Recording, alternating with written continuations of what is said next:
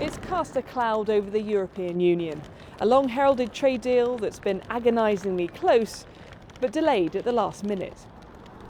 CETA has been 7 years in the making, a deal between Canada and the EU. Now, in order to get the go-ahead, it needs the backing of all 28 EU member states, and it's got the backing of 27 of them. The sticking point was Belgium, and specifically the southern part of Belgium, Wallonia. Now that's home to around 3.5 million people, which, when you think about it, is quite a small proportion of the overall population of the EU, which is 500 million.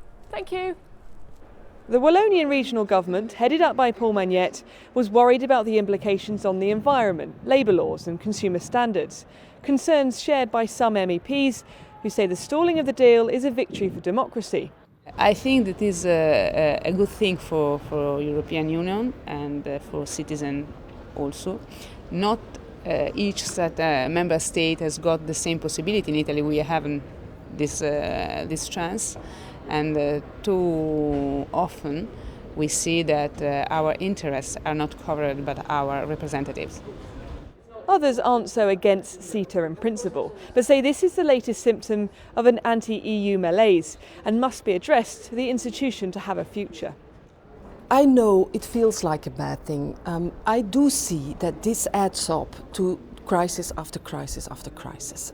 And people see again that the Council is not able to deliver and to take up decisions.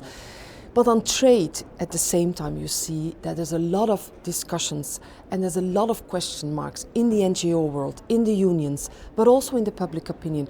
We needed to say stop and look at it fundamentally, and that's what's happening now.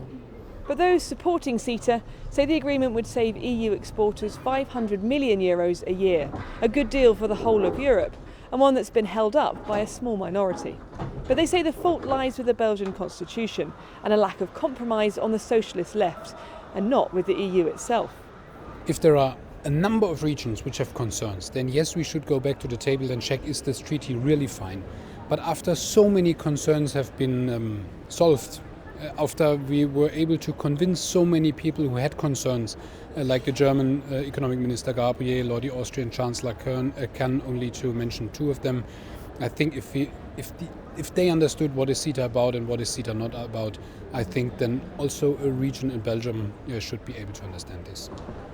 There's renewed hope now that the deal will be signed in the coming weeks, but those frustrated by the slow progress point out that Canada is about as like-minded to most EU countries in terms of public services and environmental concerns as you can get. If the EU had such trouble making a deal work with Canada, it may not bode well for trade agreements with other countries around the world. The EU had hoped to unfurl its red carpet for the Canadian Premier Justin Trudeau this week so he could sign off the deal. Of course, that never happened. When he does finally make it over, it will be too late to stop the questions over the EU's ability to negotiate trade agreements effectively.